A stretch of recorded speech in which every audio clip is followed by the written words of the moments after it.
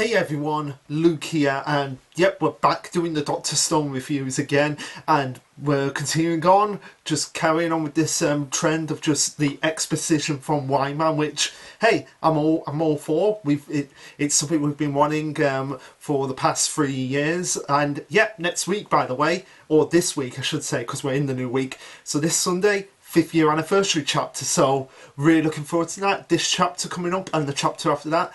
Back-to-back double colour spread, so really looking forward to find out what they're all about. But for now, let's just get right down to the nitty-gritty of finding out more about the whyman.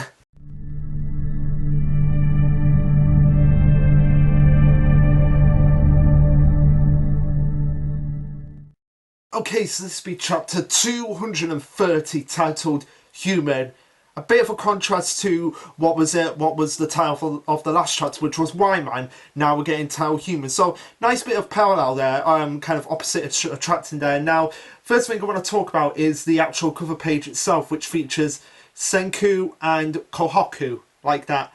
Now, according to the Doctor Stone trivia, he said that this is a callback to something that was in Volume 3. Well, I've skimmed through Volume 3 and I couldn't find it anywhere. So if anyone wants to find out where this actually comes from, let me know and I will get into it. But anyway, getting into the chapter proper now. So we start off, ironically, with a tree. Now, why is that ironic? Because a tree represents life, and all life, as it says here in the caption, must face inevitable death. So kind of ironic in that regard, considering it's a wood tree, it's an oak tree as well, which have really long-lasting lives as well. So yeah, and this tree looks like it's dying as well. So yeah. Kind of an ironic statement there, but anyway, the whyman is no exception to the death rule, obviously, because it's science, and science obviously involves at times things dying out for other things to actually come along and advance and improve upon them. From their perspective, the mechanical guts oxidized, or in simpler terms, they rust. Oxygen is poisonous. So again, like with the title of the chapter being kind of like parallels, like opposites here, this old concept of oxygen being poisonous to the whyman is like how in space, like the atmosphere in space is poisonous to us as well. Like we can't breathe in the space in the same way that the whyman can't breathe in oxygen, otherwise it rusts. So again, just the neat parallels that we're seeing there. Which explains what happened to the Medusas in South America. Like they just died out. Like after the second petrification, when they petrified the whole of humanity, and it took them 3,700 years. The whymans on Earth eventually did die out. So that's why the whymans on Earth from the pyramid couldn't be activated one bit. So yeah, that explains why they couldn't activate it despite being a gigantic pyramid. They continue on by saying, death is above all else, repulsively terrifying. The ultimate goal of all life is to survive. And yeah, while that is true, the inevitable end for everything is death, and that's just like the next big adventure. Because even in death, some people believe that we still exist even in death. Like our souls become ghosts. Now, I'm one who believes in ghosts myself. I know a lot of people are skeptical about that. Senku would probably be way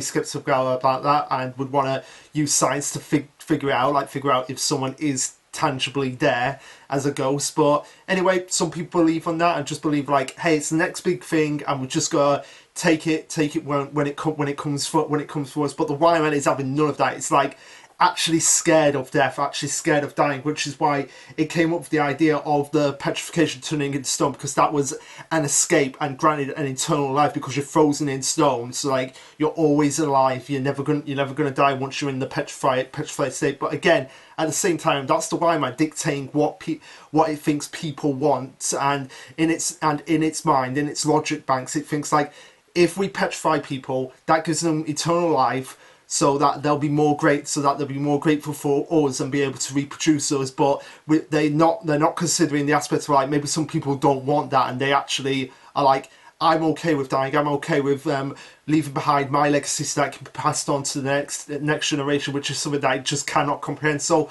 the whyman itself fascinating villain. Like what it thinks it's doing, it thinks it's doing for the right reasons, and you just got a lot of villains that actually believe that actually believe in their motivation, and they're like, yeah, I'm doing this for the right reasons. I believe in these reasons, but also as well, it's not every day when you actually have a villain who's scared of death, who's scared of death or is scared of dying. So it's nice that we have those two aspects being combined together into the Whyman to make it such this fascinating villain, and something that you just morally can't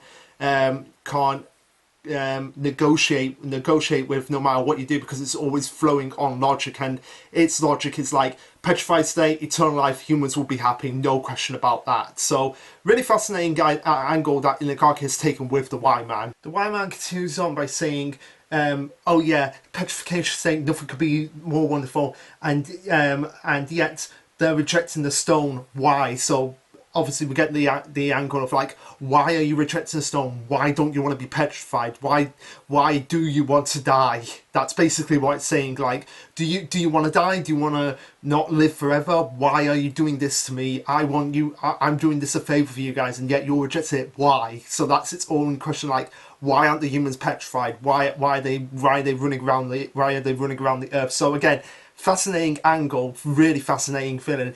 It continues on by saying the parasites offer the Iniction allure of eternal life for Whyman. There was no such concept of negotiation, but they could employ logic. And this is where we get a flashback to when they first made contact with Whyman. So it was like they figured out the Whyman on Earth, on Treasure Island, was like thinking like, oh yeah, there are other humans out there that have produced more radio waves, so maybe I can contact with them. And it's like, why are you not petrified? Why are you not in the stone? Why aren't you helping?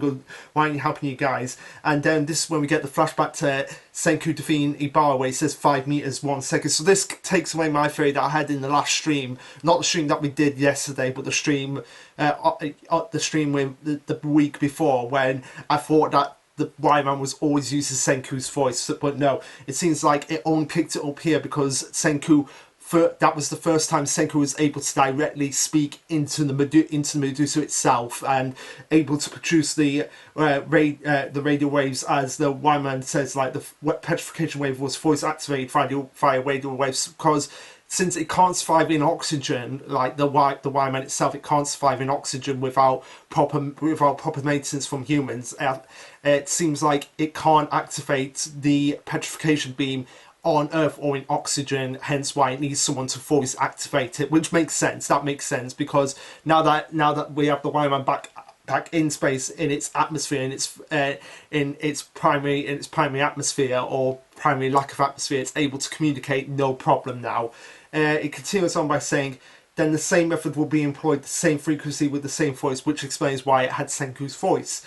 When the planet is enveloped, they'll know the glory of the petrification, and then this is where we get like the 12,800,000 meters 1 second, and get the idea of like, oh, it's using a sympathetic voice. We get the second petrification for South America, as it says the entire Earth was once again encircled by the petrification, and the Whyman felt a great relief, because it was basically like, great, humanity's back in the stone, it can live forever, and then it can maintain us when the time is right. As it says, success, they thought. The planet's most intelligent life form had finally come to understand the glory of the petrification, before we get the flashback to when Suika first revived and was dealing with Senku, and Senku and Tsukasa were talking about eternal life.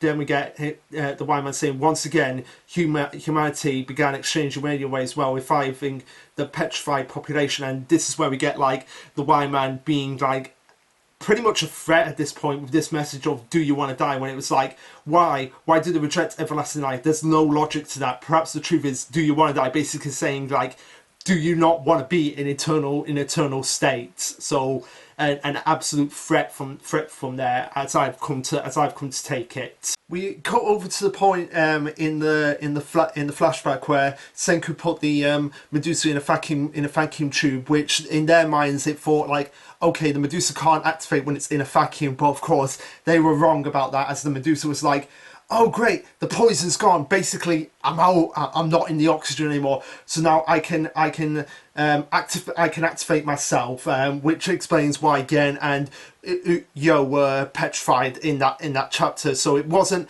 someone voice activating it from the team. So there was no traitor. So we all came up with a theory that turned out not to be true, because it was the Medusa. Well, technically the Medusa was betraying them. So technically we were right. Like, the Medusa was kind of a traitor at that point, because we had been using it, and we were been using it for good, but at the same time, kind of betrayed them. So I guess we could kind of be right. But they go on to say, of course, this wasn't a misfire after all, but rather an international attack, right, whyman? And then they were like, and then the whyman's like, yeah, that is correct.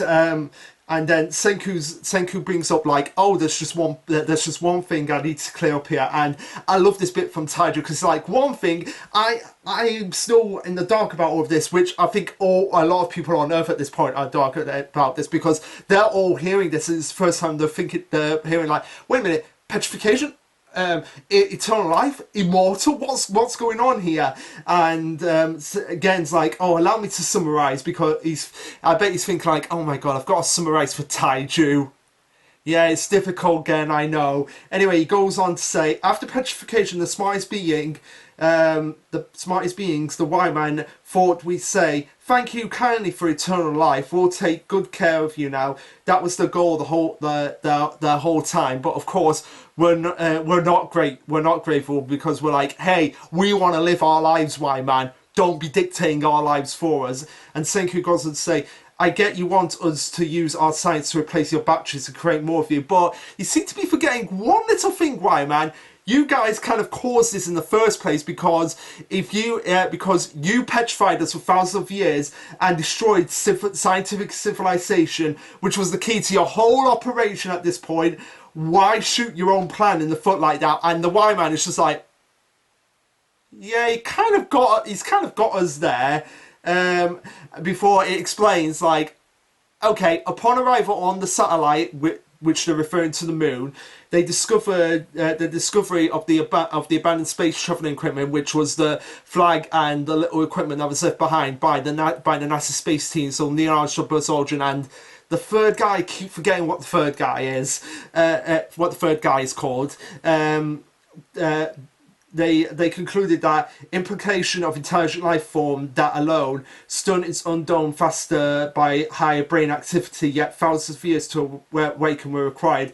Internal expedition of intelligence were not met. So it basically was like, yeah, we kind of thought that you guys would get out before the thousands of years, but it turns out, nope, you didn't. So yeah, we kind of overestimated how strong-willed you guys were. Jesus, whyman, give us some credit. Senku carries on and says maybe their science is lagging behind a bit. Like how you guys defy gravity, how do you float around like that? He's got no clue, but he's ready to learn. And again, just love the artwork on what Boichi's doing here. Like, just Senku and the Earth right behind him. That is a glorious shot, and just the hand itself. It's like, I want to learn. I'm ready to learn. Which could be a callback to Senku when he had his hand out. Like, I want to take that Medusa for myself, Ibara. That could be a case here, but. Yeah, I'm glad that Senku actually brought this up, because we were reckoning. Pi Jones more than me was thinking like, how are they floating around? How is the whyman actually floating around with gravity? I guess it doesn't have any gravity.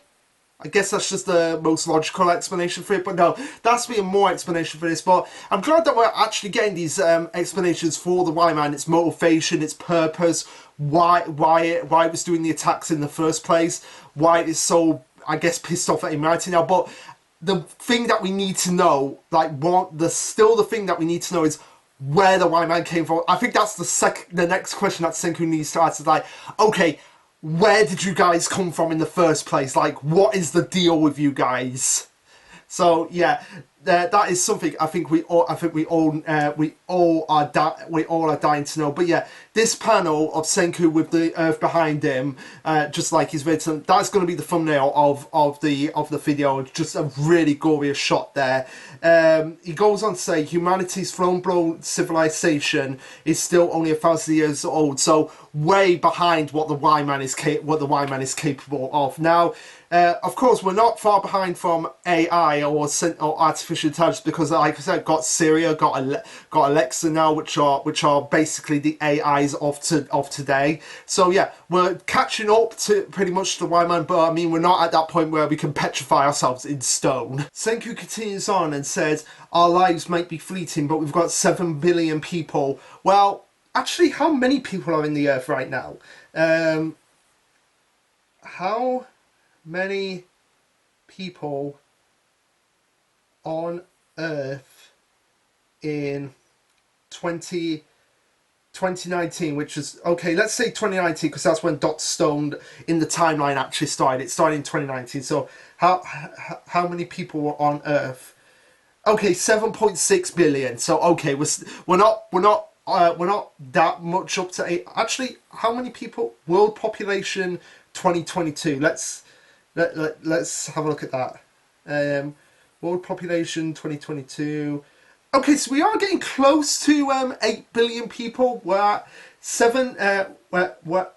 Oh my God! Next year, it's saying that next year there will be 8 billion people, and in 2024, 8,108,000,000 people. So that's kind of scary. Like people are just human race is just except. I wouldn't be surprised if, like, in the next 20 years, we have 10 billion people on Earth. That is a scary thought to think about, if you really think about it. But, yeah. Oh, my God. Did it actually say... Oh, my God. Oh, my God, guys. Okay, let me go. World population forecast for 20... till 2050. Oh, what did it say? Yeah, world population forecast. So, okay, so in 2050, they're saying it will have 9,735,000,000. So by 2060, we might have 8 billion not 10 billion people. Again, that is a scary thought to think about if you really think about it.